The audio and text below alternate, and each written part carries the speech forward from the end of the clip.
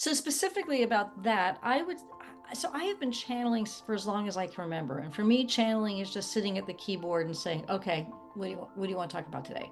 And then just having spirit talk to me. I always say that I access spiritual, you know how they say artificial intelligence? I access spiritual intelligence. So Okay. there are many, many people who actually know what they want to do, but stay in the corporate world sort of closeted because they don't want to talk about their being a channel or being psychic or being a medium or being a transformation coach or anything like that, because then it will interfere with what they think their appearance needs to be in the workplace.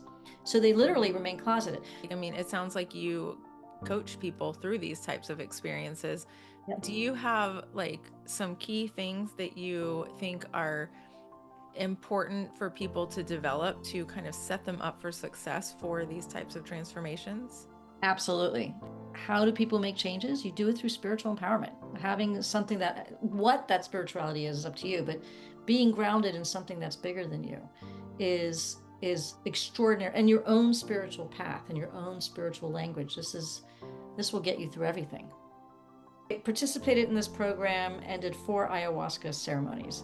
And during that time, became very connected to grandmother ayahuasca, and she still lives inside my head. So, which is a nice thing. And then went more into mushrooms and more into psilocybin afterwards. So, I would say psilocybin is my jam. I think mostly because of the neuroplasticity, because the connection between psilocybin and our brain functions is mind blowing. Welcome to Miraculous Transformations, conversations about powerful practices that create powerful transformations. Join me as I delve into stories of change and explore the tools and practices that have helped people navigate their paths. You might just find some you'd like to try yourself. Well, Sherry, thank you so much for being here. I'm so glad to have you, and I'm so excited to have a conversation with you and hear what you have to share. So let's start first by having you introduce yourself. Thank you, Katie. And I want to thank you for having me also. I really feel honored to be doing this with you. Let's see. Let's start with what I do. I am the official title now is a transformation counselor and coach. And underneath that, my areas of expertise are career transformation and resilience is the word, um, spiritual empowerment, and personal evolution. Those are the three main categories. And Awesome. my background is that I have always walked in two worlds. I've actually walked in multiple worlds, mostly simultaneously. Sometimes it's a little weird, but in this dimension, I have always been a career counselor and a recruiter. So that's about 25, 30 years. And also always had a spiritual path, always. So I was born in Miami. I call it the den of wolves in terms of entrepreneurship. And then lived in Boston briefly, and on a whim after watching Dead Poet Society. Do you even know about Dead Poet Society? Yeah. I do. Like Carpe Diem, I'm going to San Francisco. And I'd never been there. And 30 years and two boys and two marriages, one to a man and one to a woman. Um, I came back to Florida after they were gone and launched. So so I have this, corporate understanding, right? Because I've been in the corporate world for so long.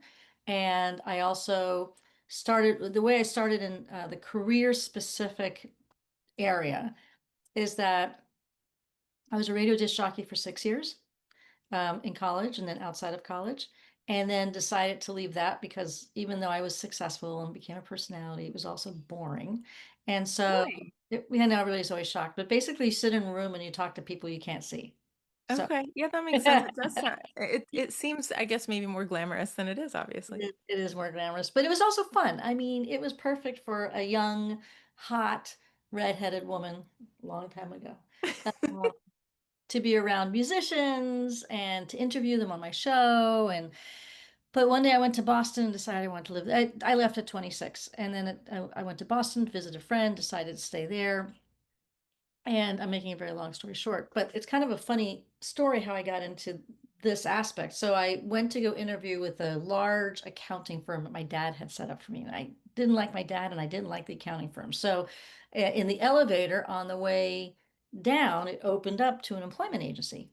And I was like, huh, I could still move to Boston and just do something different. Like, totally cool. So I got in the elevator, I interviewed all the temp staff, and I interviewed the permanent. The guy who places permanent people said, well, what do you want to do? And I said, I want your job.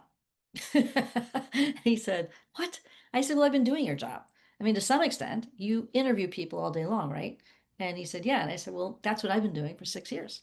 So, and I've done sales. So why not? So they didn't give me that job, but they gave me an outside sales job in the winter. They thought I was an idiot for taking it, but I was a girl from Florida and I liked the snow, so I was good. But the reason why I bring that up is because my whole job was interviewing employers about what they look for in employees, Oh, what right? a good learning experience. Exactly. And Yeah. so it was everything from small businesses and retail shops to major, large corporations. Then I moved to San Francisco, did the same thing. Then I went to go volunteer one day at Jewish Vocational Services, and they said, I have 3 jobs. Which one do you want? And I said, oh, didn't think we were going there. And so I took the job of being a job developer working with adults with disabilities. Oh, cool. Okay. And so my job was to help them find employment. So I was working with everybody from, pretty significant personality disorders to people who were deaf, who were blind, paraplegic, quadriplegic, so everybody. And I decided this is what I wanted to do. I went back, got my master's degree in counseling, and specialized in life transitions. And first job out of graduate school was it was in recruiting, building a college relations recruiting program. So from that point on, I was always doing both. I was always doing recruiting and always doing the counseling piece. And ever since I was a child, I've had a spiritual path. So that just continued. I mean, San Francisco was a great place to explore so many different things, right? I was able to study shamanism, and I went to Mount Shasta 3 times and did a vision quest on there, and then went to, Spirit Rock is there, and that's one of the largest meditation retreat centers in Northern California. All the brilliant Jews who established Spirit Rock teach there. So that was phenomenal to develop a Eastern practice, meditation, Buddhism. So basically shamanic and Kabbalah. I went to an ecstatic Jewish synagogue, and I know there was one. It was called Chochmat Halev. It was breathtaking. Still around, but not in the same format. And there I met some of the most brilliant Kabbalah minds at the time. So Very Danny Matt, who translated the Zohar into English. I studied with his wife for 3 years in their home. So, and I'm a interfaith spiritual director because I studied that with her for 3 years. So in addition to Eastern philosophy, shamanic teachings, and I also got to sort of learn at the feet of these brilliant Kabbalists, the real Kabbalists. so, so this at 45, I came out as a lesbian, and left my first marriage, and that we could spend a whole show on. And then at 60, I always say I came out as a psychic and channel, and in addition. So that is sort of a very brief summary of Sherry's life. I moved here after COVID. I went to here is St. Petersburg, Florida. I went to go visit my brother, and I swear before COVID. So I was here in 2019, and it was still a very sleepy town. There's not, really yeah, there's not really much going on. It's very sweet. It had a really beautiful spiritual community. It still does. But I did not make the money I wanted to make, as recruiters here don't make any money. So I went back to the Bay Area, and was there during COVID. And then when that was done, moved here permanent. Well, not, I don't know how permanent anything is. Moved here next. fair enough. And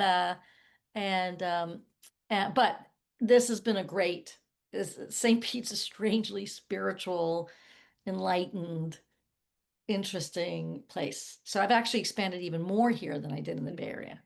Uh, Really? yeah, I mean, I went to my first cacao ceremony here. Also, the kids were gone, right? Right. So I launched. Yeah. So I got married again, and to this time to a woman. She helped me to raise the boys, and once they were gone, we separated, we divorced. She also moved here. She's down the street. We're still best friends. And the boys went off and I was free. So I've been able to explore more things here, like cacao ceremonies and psychedelics, and doing the psychedelic integration program now. So it's been a really interesting community. It's like a little pocket.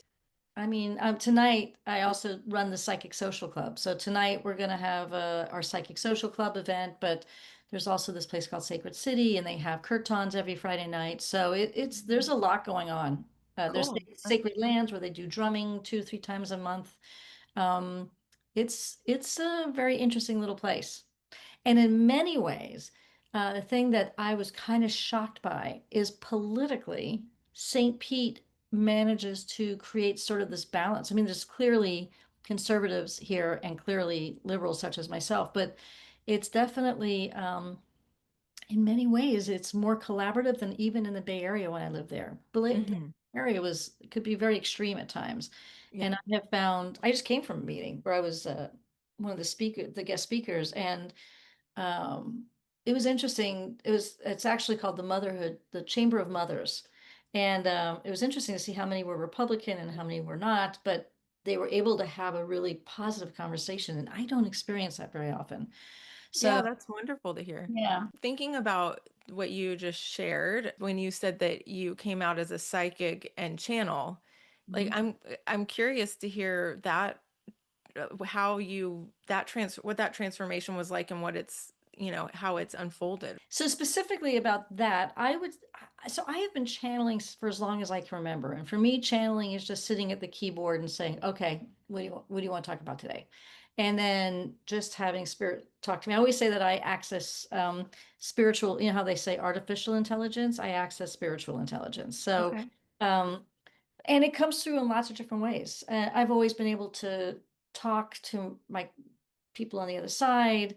I'm not sure sometimes if what I saw as a kid was psychic or just neurosis, but but I think it was around the pandemic that I saw a advertisement for Lisa Williams, who I had followed for many years. She was a really brilliant psychic, and then she'd started doing offering classes. And I guess it just came up on my Facebook page or something. So I took a trans medium 6 month program with her that was amazing, and then went on to take other. I mean, I'm a certified psychic too. So, because I went through her 18-month program. Um, so just saying it, when you're in the corporate world. So one of the things I do is I work with people who are spiritually closeted. Okay. What does that mean? So it's people who work in the Western corporate world, but really have a yearning to have their spiritual self come out. Okay. And in the culture, in many corporate cultures, I don't care what they say. I mean, I've worked in early stage techs, and so they're like, yeah, we really love you. We want you to be yourself. We're all family, right? So it's I don't even know if they have it in, I don't even know if they really mean it. I think it's a recruitment tool, to be perfectly honest. Hmm. So it's a so people there are many, many people who actually know what they want to do, but stay in the corporate world sort of closeted because they don't want to talk about their being a channel or being psychic or being a medium or being a transformation coach or anything like that, because then it will interfere with what they think their appearance needs to be in the workplace. So they literally remain closeted. So I mean, so coming out as a psychic ties into coming out at 45 as a lesbian, comes in Okay. talking about, right, all of this. So, but it's also the conversation around how do we all keep ourselves closeted in some way or another, and aren't truly authentic because we're terrified of the repercussions. Yeah, so that actually I was turning the page on my notebook because I was going to write a note to about that because the first question I have is how do people find you that are spiritually closeted? Like how do they know that they're spiritually closeted and know to find you? So they usually know, by the way. They know who Okay. they are. Yeah. They know who they are because there's a yearning that's very powerful inside of them.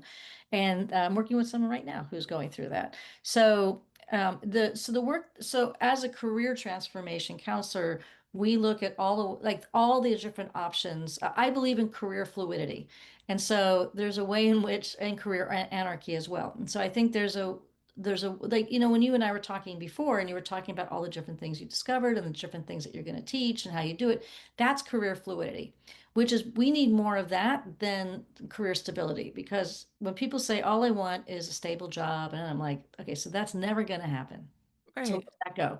Anytime you give your power to someone else and say, stabilize me, you've actually lost your power, Mm, right? Because okay. you handed it over to somebody else. Of So, course. Yeah. right. And so career fluidity is where you go, okay, so I did this for a period of time. I learned this. Now, how do I take those skills and move it here? I was a teacher. You were a teacher for a period of time. The structure of being a teacher, which really sucks because I work with so many teachers who want to leave, didn't fit, but you looked at all the different ways. You were fluid in how you looked at what ways it's, how you can transition to this. And then now you've gained those skills and I can move it here. And then we want it, right? So there's a way in which, but there's, if you are closeted in any capacity, and this was one of the things they research with LGBT career development, is that when you come out is when you start growing. Oh, that makes sense. It is. Yeah. Also, Because, if for addiction, it's the same conversation. So if you started using at age 10 and you stop at age 30, you may look like a grown up, but you are still at age 10 in your development, especially your like, career development. that makes sense. I was having this conversation with David the other day, and we were just talking about different things that take up so much emotional and mental space that you don't have the space to take risks and do things like that. And I would imagine that that's basically what's happening is that all of your capacity, you're at capacity and you can't take on new things. And then once I don't know about with addiction, but I would think that like coming out, like you were saying, when people are closeted, I would imagine that they're spending a lot of time trying to figure out how to hide that thing, whatever it is that they're hiding. And that takes up so much mental and emotional space that And when energy. that's an energy and when you free that space up, then like, whoa. Well, and a lot of people are afraid of that space. People are terrified of space. People are really, if you look at a healthy transitions model, for everything there's a beginning, for everything there's a period of fruition, and for everything there's an ending, and then there's that neutral zone. In Western transitions counseling, it's called the neutral zone, but in Buddhism, it's the Bordeaux. Or the in-between place, and people will do anything to stay away from nothing. And yet, I mean, another way to look at it is the incubation period. But people are Mhm. terrified, especially in the Western culture. People are terrified of that in between place, not having a direction. But it's really the only way we can make good decisions for ourselves is if you sit in that in between place and be with it. Yeah. Yeah. Yeah. So you talked about career fluidity. What is career anarchy? So career anarchy is just saying, screw it, I'm not going to buy into this anymore. Right. Oh, okay. Have you heard about relationship anarchy? It's actually very similar.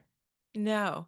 Okay, so relation anarchy is basically blowing the concept of relationship out of the water. But this one particular person I heard talk about it had a description called the elevator effect, which is that in classic relationships, where it's like we're on an elevator. So I meet my future wife and we start to date, and that's really nice. And then we start to have sex, and that's really nice. And then we start to do this. And then it's like, okay, so what's the next thing? Well, this is the next thing. And then what's the next thing? Well, now you introduce me to your parents. Okay, what's the next thing? And then we get engaged or we live with each other. Okay, what's the next thing? And then we get engaged. So there's this elevator that everybody's on, and anarchy questions the elevator. Right. Okay. I It, did live in Portland, so I think I have witnessed lots of relationship anarchy. I just didn't know that's what it was called. yeah, strangely enough, it's very popular here. It's Yeah. very, Okay. there's a real fluid community here, but with guidelines. Like it's a very intentional relationship. So here there's relationship anarchy, but it's highly intentional. So it's not like they're running all over the place, screwing around and having sex unless they want to, but it's usually very intentional. There's big conversations around consent. There's how do we be this way? So it's not like, complete anarchy, but Career anarchy is questioning the trajectory we've been told to go on, Right.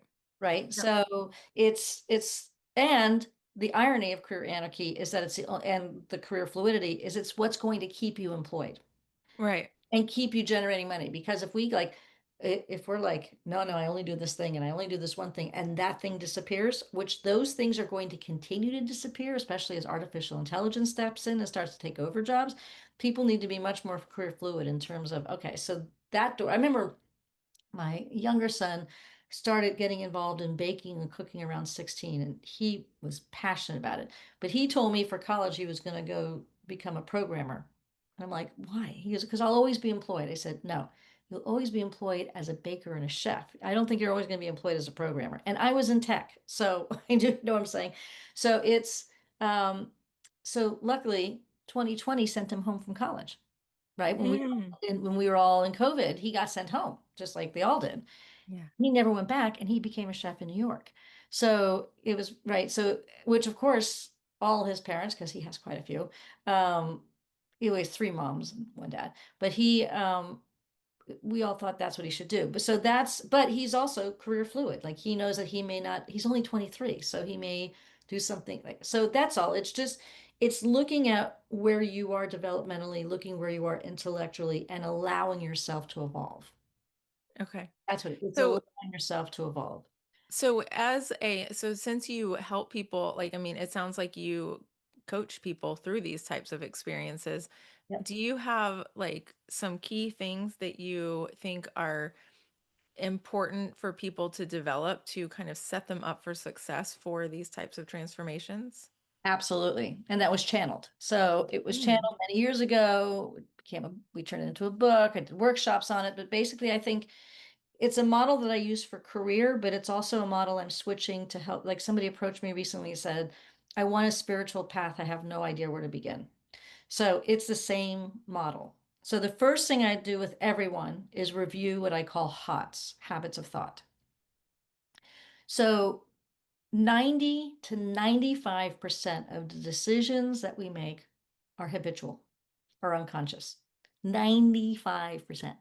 So those are neural pathways in our brain that have formed mostly based on our early experiences, and most of us never question unless you do a meditation practice and you start to watch the thoughts that are coming up and you start to, well, I mean, I did Vipassana. I don't know what you did, but in Zen, it's like, nope. In Vipassana, it's like it comes up and we just watch it, right? But you're like, oh, whoa, I didn't know I was thinking that stuff, right? So it's taking a moment to stop and realize that you are patterns. You are a collection of patterns, energetically, thought-wise, and thought determines energy and all of that. So the first place we look at is our belief systems around work. So what did your mother think about work? What did your father think about work? What did your grandparents do for work? What I'm also referred to as a trauma-informed career counselor, and that's because I look at the role that trauma played in setting the course and the path. So a lot of people come to me for career change, and really what they're dealing with is trauma. Yeah, yeah. I think I know that we get buzzwords going, and I think right now trauma is a buzzword, and I think it's a buzzword for a reason because I think that we all carry so much trauma.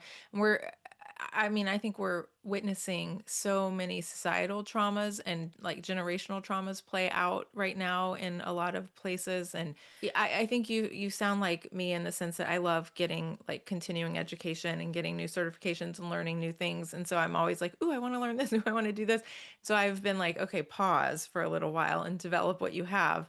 But I do have kind of on the back of my mind the idea of getting trained in some sort of like somatic work, somatic experiencing, or something like that, because I've done that and I think it's really impactful. And I think that Mm-hmm. trauma work is really valuable right now.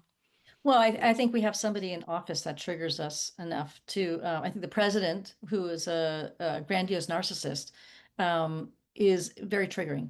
Hmm. Hmm. Period. And everything that's happening is triggering. So, Yeah. but I'm talking about even in the work environment. So I can sit across from a woman, and based on the first 15 minutes of how she talks about work, know if she's been sexually abused, and also know if she has done any work to heal it. Because if I'm hearing it, there hasn't been enough work to do it.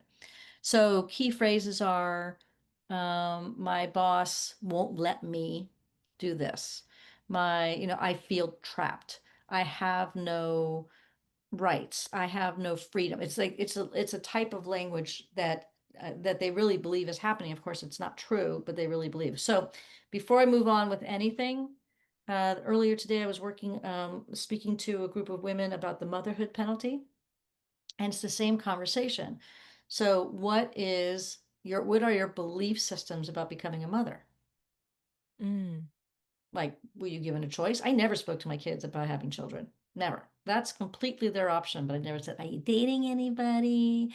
I want grandkids. Never did that because it's their life, not mine. So if they want to, awesome. If they don't want to, awesome. But there was no habituation of that in our family. And Mm. so, but most women have some form of habituation about, well, I need to become a mother or I'm nothing. So this looking at your habituated thought patterns crosses all areas. So then we look at what is the experience you want to have in life, which people don't ask themselves. How do you Mm. want work to feel? How do you want how do you want relationship to feel? How do you want what is the experience you want to have? Question that we don't ask. I do what's called the themes, which is really taking time to look at what are the themes. People often think they're scattered and they're really not. They're just not aware of the themes in their lives. Oh, interesting. Okay. Yeah, because we're usually working on maybe four or five things, but we don't know it. So once we get clear on the themes, then we're like, okay, that has to be in your work for you to be happy at work. Okay. That has to be in your spiritual practice for you to be happy in your spiritual practice. Um, then we look at parameters. Parameters, I also call them boundaries.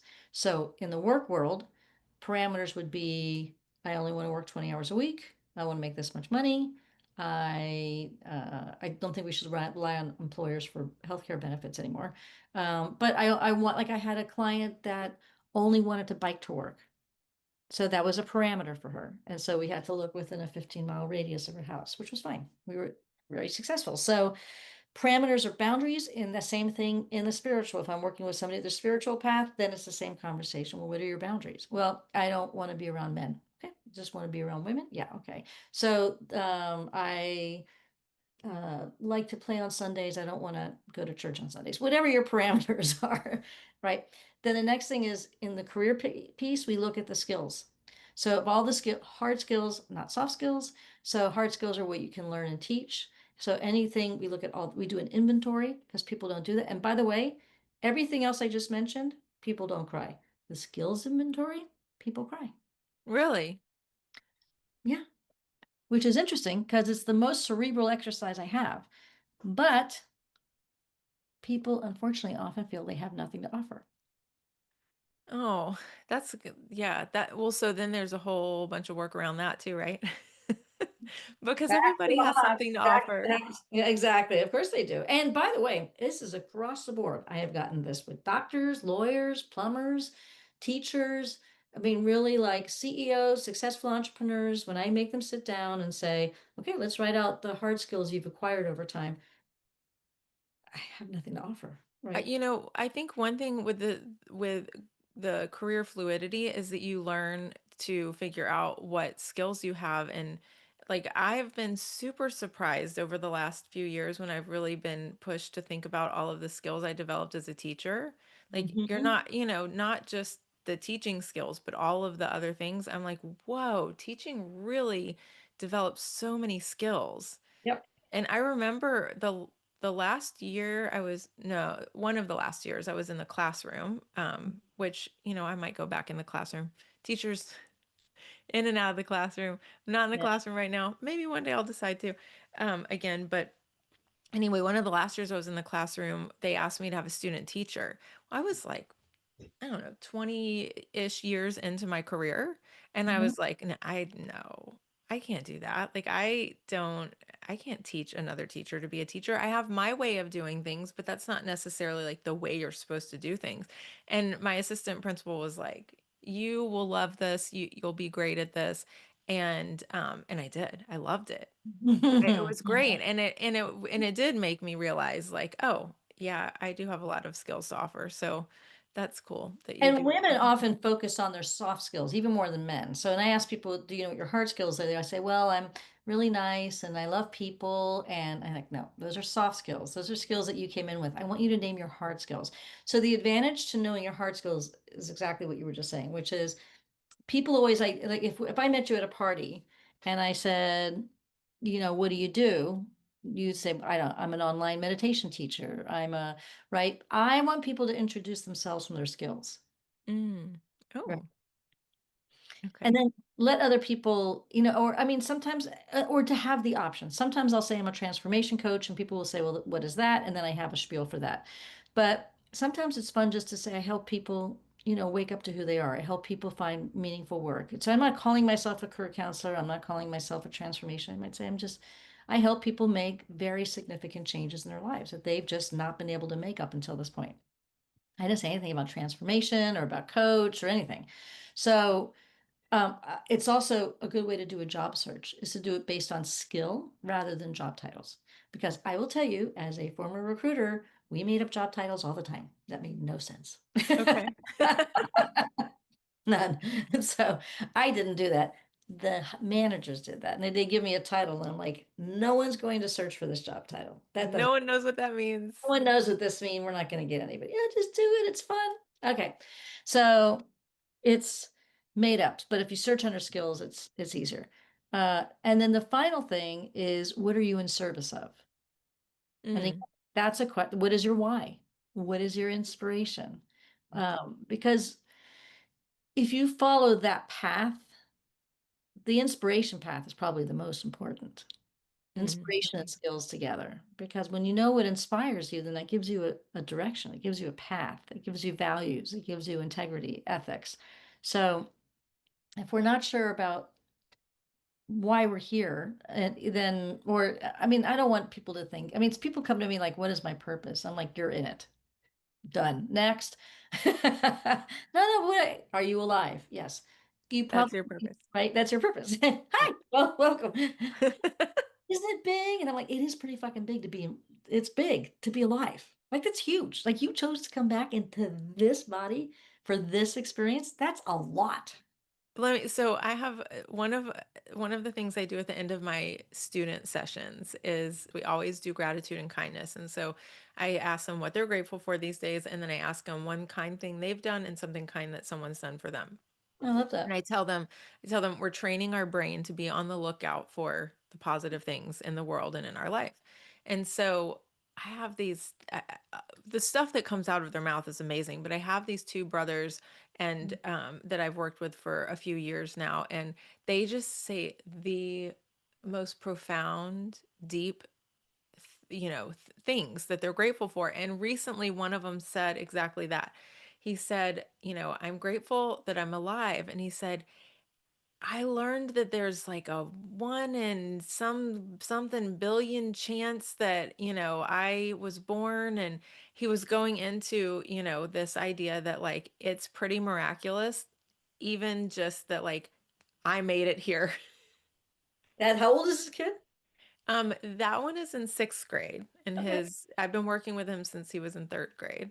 Okay. And his brother is 2 years younger, so he's in fourth grade, and his brother is constantly spouting like sometimes I say, I think that their mom keeps me working with them because she wants to see what he's grateful for this week, because he just says the most amazing things sometimes, and it's just like That's so beautiful. fun to hear. Beautiful, beautiful. Yeah. What a great question. I may incorporate that. So, Yeah, so the kindness one, I got a friend told me she heard on a podcast that someone said that they did that with their child every night, with their children every night before bed. And so they knew that they had to have something, so they mm-hmm. started looking for it.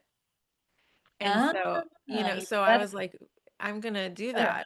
that. They know I'm gonna ask that every week, so hopefully they'll be looking for it. You're right. It's a great practice. I mean, even Yeah. just for me to do it night before going to sleep. So, Yeah. Well, yeah. and when you're feeling disheartened with things, right? Like, of course, I know gratitude, yes, But the looking for kindness can really, I think, shift the way you're looking at the people around you. If you're Mm. looking for something kind, because a lot of times we notice the things that stand out as unkind, or as why would someone do that? And it's like, Right. kind of shifts that a little bit. Yeah, yeah.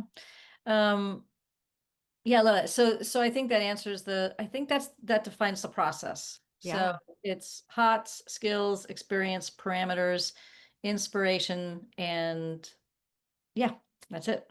And that you can use that for a lot of different things. So Do you find that when you work with people, do you suggest, so, we've both talked about meditation a couple of times during this conversation. And to me, meditation is one of the key components in life that opens you up of to be available for exploring belief systems and all of that stuff, available for transformation. So when you work with people, do you suggest things like that, like to try a meditation practice or breath work or just things like that to help them along the way?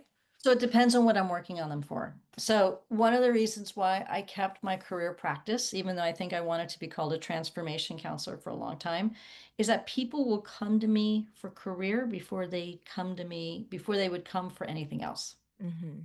So Hmm. it's like I get people who will come for answers before they come to me for spiritual answers.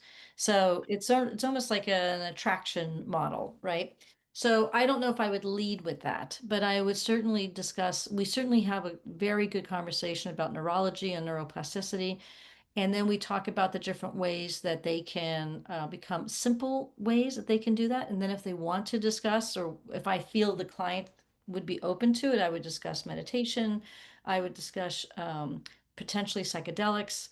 There's lots of different options to wake people up. Cool. No, it is not part of that process.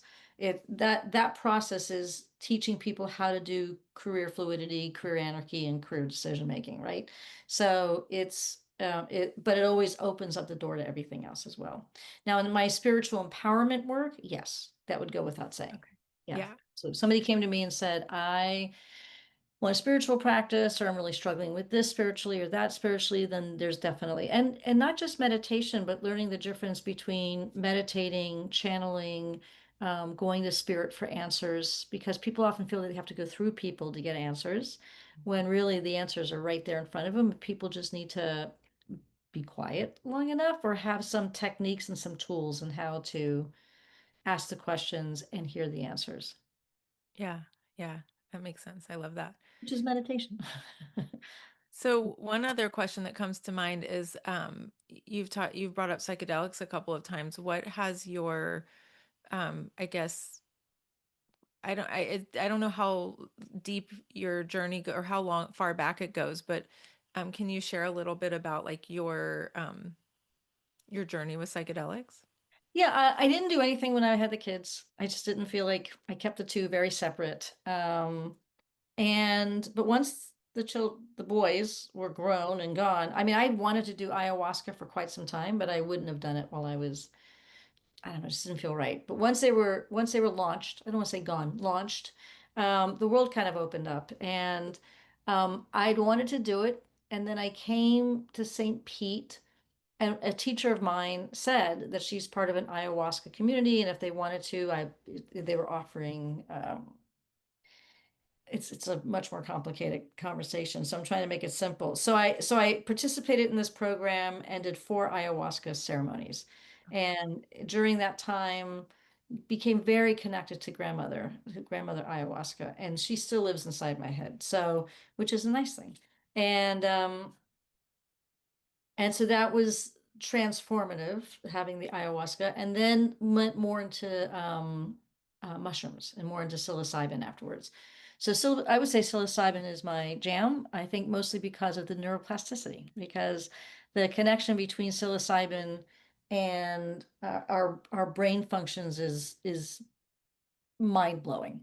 So I feel like for people who are one of the things psilocybin does is it can turn down the fear factor for people. So Mm. some people, the fear factor in their brain, the fear modulator is, for lack of more sophisticated terms, broken. And so they really do have a difficult time monitoring their fear or managing it. And so when they say, I'm terrified of making a change, or I'm terrified of leaving this person, and it's not, they're afraid that person is going to hurt them. They're just afraid of the change, right? They're afraid of the difference. It's very real, especially for people who are, have untreated, undiagnosed trauma. So, um, mushrooms, psilocybin has this way that once you take a dose, it doesn't have to be a big dose, the neuroplasticity of your brain is returned to that of a 10-year-old. And so if you want to create change in your life, that would be the time to do it, is post, I mean, in the integration period. Mm. So, personally, I don't have very fun experiences on psychedelics. It's very Okay. serious business for me. And, but I do it anyways. I don't do it often anymore, but I do it anyways because it always wakes me up. Even if, Yeah. even if for 6 hours I'm uncomfortable, afterwards, the progress, the ability to make huge leaps in my own personal and spiritual development is huge. So, Mm. um, yeah, I'm very grateful to the mushrooms. And then when you study them, oh my God, the Oh, they're amazing. Just all my right? Like the mycelium network and all of it is unbelievable, just unbelievable. It's incredible. just, yeah, I'm reading another one now, and I just bought another one, which is, I don't know where that book is. I put it away, but I'm constantly reading about I'm like, I think I've been a neuro geek since I was like a kid. I mean, one of the first brain books I read was The Man, I think it's Oliver Sacks. I think it was called The Man Who Mistook His Wife for a Hat. And it was about people who had strokes. And that was like, that was a long time ago. You don't have to go into years, but, so it makes sense that I'd be so intrigued by psilocybin. Now it's highly illegal here in the state of Florida. Is it? Oh yeah, they're trying to make spores illegal. I don't know how you do that, given everything is a spore, but I get the message. So I was doing ceremonies before publicly, and microdosing ceremonies with another facilitator, and I stopped, and I think she did too. I said, I don't want to go to jail for 20 years. Kind of like that. Yeah. But I Yeah. do the integration, and I do have people who do um, the journey piece. And there's even sort of a interesting catch when it's legal. And Portland's a good example of that because it's legal to do there, but their rules are like you can't do psilocybin outside. Which is which is kind of like yeah. Yeah. So Okay. it's silly. But I think they're also changing a lot of the laws. It's just psychedelics were very popular during the Vietnam movement, and there are some people who say it actually launched the Vietnam, anti-Vietnam movement, and that's when the government started to put the kibosh on psychedelics. Yeah. Yeah, Freedom yeah, of if you mind. go down that. That's Right. exactly. That's Opening people's minds too much. We've got to stop that. much. That's right. Yeah. Yeah, so I have one final question, then we'll wrap up. Okay. When going back to your comment about you said that the grandmother lives inside of you. Uh, can you share a little bit about what that means? Like, what has the transformation for you been like through your ayahuasca journey? I think I know that for me, let me answer two ways. So I come from a really dysfunctional family, just like all brilliant healers. And for me, my spirituality has always been my family. So I think when I had grandmother start talking to me. First of all, I'm a channel, so I'm used to that. But this was a very distinct voice that I hadn't heard before. It's firm, it's very loving, it's very directive, um, and and she's very specific and very helpful. So there's actually a beautiful book. I think it's called Ayahuasca Speaks, and it's written by a really beautiful author who is a psychologist. And she was able to, it was very validating to read that book because she was able to interview many people who had the same thing going on. Like they can hear her in their head and they all experience, she sounds the same to everyone. And they have the same experience in terms of being very directive. So she actually was the one who told me to leave that ayahuasca group I was in. Okay. Very interesting. And to pursue more of this path. She said that my job was to bring integrity. She said that as psilocybin and psychedelics come into the Western world, our Western society tends to ruin or really, really change or alter or commercialize, like yoga. Right. Yoga is a meditation practice. And now you can go to like Yoga Six, and there's all these different yoga studios that treat it like weight training and don't even associate it with meditation. But the whole purpose around yoga was so people could sit in meditation. So she Right. was very clear that my role was to maintain the integrity um, and that's basically what she said. The teacher in the ayahuasca thought that I was like, she said, for it to be so clear, for her to be able to speak to me so clearly and so directly, she said she'd only met a couple of people like that, and I should be out in the jungle learning how to do it. So I wasn't ready for that. But I feel like the Western world is a different kind of jungle. So It uh, is. I think It so too. is.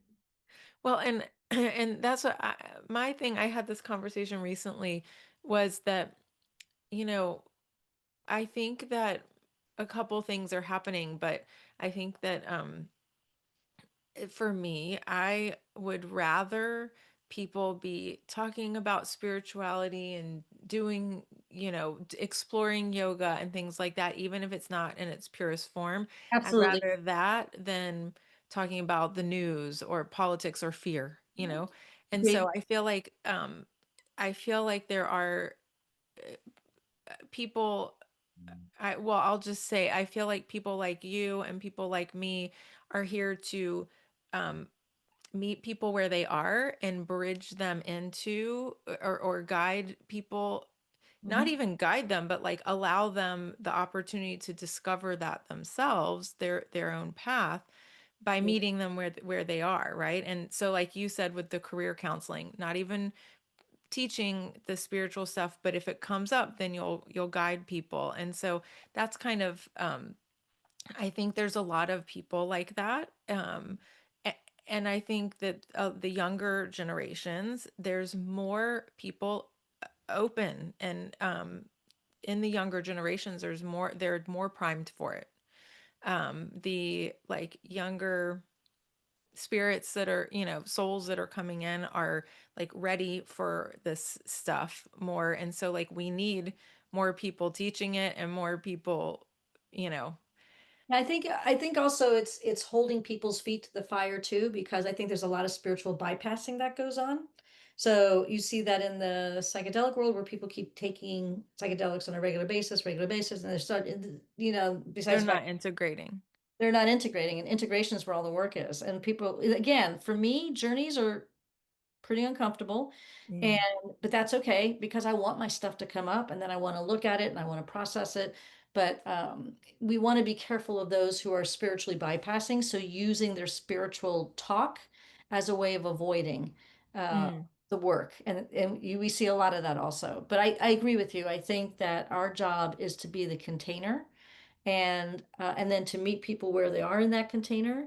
And also, we are vibrationally as a planet in a very challenging place.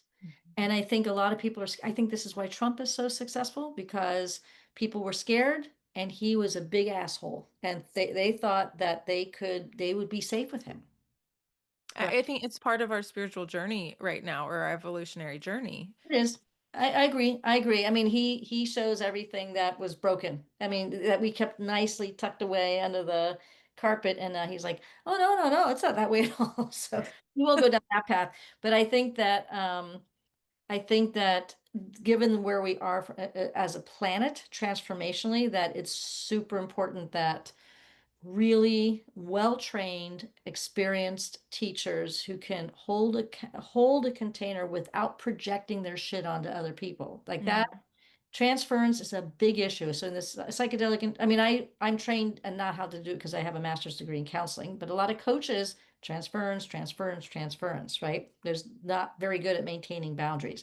So I love in the integration program that has been the primary thing we focused on is how not to transfer, especially when somebody is in the psychedelic space or altered states. So I think that our job is to really learn how to let people emerge into their own spirituality while we're holding the space and giving them what they need to do that, but letting them be the ones who dictate it, for sure, especially right now when things are just completely nuts.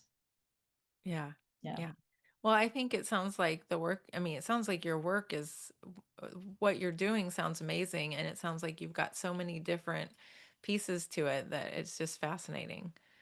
So Yeah, life is never dull, that's for sure. I bet. I bet. Yeah, thank you for sharing about it and the pieces that you did share the um I think like the what you were sharing about like working on belief systems and stuff like that, even just people hearing that, explained I think can be transformational in the way you start to think about things and the self-awareness piece. It's really interesting to watch people just to sometimes I think all we need to do is just make people aware of it. Like I don't even know if we need to teach meditation, they can take that path if they want. Like, did you know that 95% of the decisions you make are unconscious? Yeah. Yeah, and that's one of the things that I say constantly when I teach mindfulness is that most of mindfulness, in my opinion, is about self-awareness. That Yeah. it's just all pieces of self-awareness, and a lot of times, I agree with you, when Mhm. when someone becomes self-aware, sometimes that's all they need. Yeah, Then I agree. it's just, yeah, then it's just like, oh, and then they can start shifting things, On their own. Yep. yeah. Self-awareness, and then I don't teach this necessarily, but I think that a mindfulness practice teaches us just comfort, being comfortable with discomfort, Oh yeah. which is And what you're saying with the also letting psychedelics. go of outcome. I mean, I have a thing on my board here which was channeled. Let go because you have no idea of the options available to you. Right. And so, I mean, that is Buddhism number one, which is that all suffering comes from holding on to the one outcome you thought would happen. Right. That's a primary form of suffering is like, but it's supposed to work out that way. Okay, but it didn't. But it's supposed to, I understand, but it didn't. But it's supposed to, right? It's like, But but I'm maybe supposed it's to not like, supposed I'm to. supposed to say here exactly. So the first thing is let go of everything you thought the way things should be. Allow life to show up for you and be ready to receive it. Right. So there are so many things that are out there, but we're like, no, no, no, no, that's not me. I don't want it. It's going to hurt, blah, blah, blah. But this idea of letting go of, I mean, I'd say to my clients, pay attention to the breadcrumbs. It's the same Yeah. conversation. Like what is being laid at your feet? I'm talking everywhere now about the motherhood penalty, which is not something I thought about talking about before, but it was laid at my feet. And I'm like, yeah, I'll talk about that.